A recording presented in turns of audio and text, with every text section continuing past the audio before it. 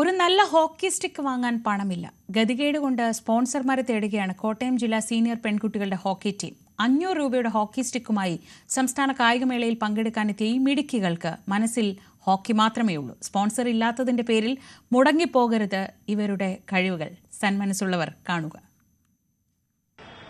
8 വർഷങ്ങൾക്ക് ശേഷം കോട്ടയം ജില്ലാ ടീം ഇത്തവണ ഹോക്കി മത്സരത്തിന് വേണ്ടി ഇറങ്ങുകയാണ്. അത് എന്റെ കൂടൊപ്പമുള്ള ഈ പെൺപുലികളാണ് മത്സരിക്കാനായി ഇറങ്ങുന്നത്. പക്ഷേ ഇവർക്ക് കാര്യങ്ങൾ വിചാരിക്കുന്നത് പോലെയല്ല, പല രീതിയിലുള്ള പ്രതിസന്ധികൾക്ക് ഇടയിലൂടെയാണ് അവർ മത്സരിക്കാൻ വേണ്ടി ഇറങ്ങുന്നത്. സാമ്പത്തികമായി വലിയ മുന്നോട്ട് നിൽക്കുന്ന ആളുകളുമല്ല ഇവർ. പക്ഷേ ഇവരുടെ എല്ലാവരുടെയും മനസ്സിലുള്ളത് മത്സരമാണ്, കളിയാണ്, വാശിയാണ്. അതിലേക്ക് തന്നെയാണ് പോകുന്നത്. നമുക്ക് ഓരോരുത്തരെ ഒന്ന് പരിചയപ്പെടാം. ആദ്യം അനഘ, ശിവകീർത്തൻ, ആവണി, ശ്രാവന്തി, അനൂയ, ലിയോണ, അനുഷ, അനഘ, ലത, രശ്മി, ഭദ്രാഞ്ജന.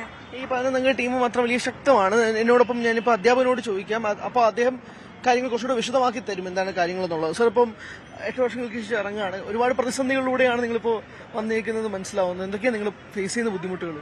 മെയിനായിട്ട് ഇപ്പോൾ ഫുട്ബോളാണെങ്കിൽ ഒരു ഫുട്ബോൾ മതി. ഹോക്കി സ്റ്റിക്ക് ആകുമ്പോൾ ഇപ്പോൾ നമ്മൾ 600-800 രൂപയുടെ സ്റ്റിക്കായിട്ടാണ് കളിക്കുന്നത്. ഇപ്പോൾ കൊല്ലത്ത് എൻ്റെ ഒരു കുട്ടി ഉണ്ടായിരുന്നു, സായിയുടെ കുട്ടിയായിരുന്നു. സ്റ്റേറ്റ് ചാമ്പ്യൻഷിപ്പ് ജൂനിയർ ഈ വർഷം നടന്നപ്പോൾ 45,000 രൂപയുടെ സ്റ്റിക്കായിട്ടാണ് വന്നത്. അന്നേരമാണ് ഞാൻ മനസ്സിലാക്കുന്നത് ഈ കുട്ടികൾക്ക് ഒരു സ്പോൺസർഷിപ്പ് കിട്ടിയേ തീരൂ. ഇപ്പോൾ 8 വർഷങ്ങൾക്ക് മുമ്പ് ഞാൻ സ്പോർട്സ് അതോറിറ്റി ഓഫ് ഇന്ത്യയുടെ വിമൻസ് ഫുട്ബോൾ കോച്ചായിരുന്നു. ആ സമയത്ത് നമ്മുടെ ടീമായിരുന്നു ഇന്ത്യയിലെ തന്നെ ഏറ്റവും നല്ലൊരു ടീമുകളിലൊന്നായിരുന്നു ഈ മേവള്ളൂർ കുഞ്ഞിരാമ മോറിസ് സ്കൂൾ ടീം. അതിനുശേഷം ഇപ്പോൾ A J John government girls higher secondary school അങ്ങനെയുള്ള സ്കൂളിലെ കുട്ടികളെയാണ് ഇപ്പോൾ സ്പെഷ്യലായിട്ട് ട്രെയിനിങ് ഈ വർഷം നമ്മൾ കൊണ്ടുവരുന്നത്. അന്ന് ഹോക്കിയിൽ കേരളത്തിൽ നല്ലൊരു ടീമുകളിൽ ഒന്നായിരുന്നു നമ്മൾ. പക്ഷെ ഇന്ന് നമുക്ക് നാളത്തെ ചാമ്പ്യൻഷിപ്പിന് ഇറങ്ങുമ്പോൾ ഒരു സ്പോൺസർഷിപ്പ് കിട്ടിയാൽ മാത്രമേ ഇനി അടുത്ത വർഷമെങ്കിലും പഴയ രീതിയിൽ നല്ല രീതിയിലൊരു ടീമാക്കി കൊണ്ടുവരാൻ പറ്റുകയുള്ളൂ.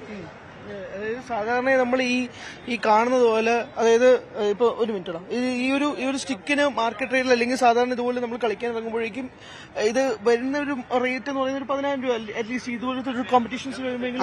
അതെ ഉണ്ടാവും. ഇത് കയ്യിലുള്ള സ്റ്റിക്ക് ഏകദേശം ഇതൊരു 500-600 ആണ്. ഇതിന്റെ ഒരു 1000 മാക്സിമം ഇതിന്റെ ഒരു റേഞ്ച്. ഞാൻ പറയുന്നത് സ്റ്റേറ്റ്സ് കളിക്കാൻ വരുന്ന കുട്ടികളുടെ അവസ്ഥയെ കുറിച്ചാണ് പറയുന്നത്. ഇത് ഇവർക്ക് അർജന്റ്ലി നീഡഡ് ഒരു സ്പോൺസർഷിപ്പാണ്. കാരണം ഇതുപോലെ ഒരു കോമ്പറ്റീഷൻ വരുമ്പോഴേക്കും ഇവരുടെ എല്ലാവരുടെയും സ്വപ്നമാണ്, ഇവരുടെ ഒരുപാട് നാളത്തെ പരിശ്രമമായിരിക്കും. ആ രീതിയിലേക്ക് വരുമ്പോൾ ഇവർക്ക് ബേസിക് ആയിട്ട് അത്യാവശ്യം നല്ല രീതിയിലുള്ള ഒരു ഇവർ കളിക്കേണ്ടതാണ് ഇത് വെച്ചിട്ട്. അതിന് ഇവർക്ക് സാമ്പത്തികമായിട്ട് പണമില്ല എന്നുള്ള ഒറ്റ കാരണം കൊണ്ട് ഇവരുടെ അവസരങ്ങളില്ലാതായി പോകും. ഇവർക്ക് കളിക്കേണ്ട രീതിയിൽ കളിക്കാതെ പറ്റാതായി പോകരുത്. അതുകൊണ്ട് തന്നെയാണ് ഒരു സ്പോൺസർഷിപ്പിനെ തേടുകയാണ് എന്നുള്ളത് ഈ കോച്ച് തന്നെ ആത്മാർത്ഥമായിട്ട് ഇപ്പോൾ മാധ്യമങ്ങൾക്ക് മുന്നിൽ വന്ന് പറയുന്നത്. ആവശ്യം വളരെയധികം ന്യായമുള്ളതാണ്. അതുകൊണ്ട് കണ്ണു തുറക്കാൻ പറ്റുന്നവർ കണ്ണു തുറക്കുക.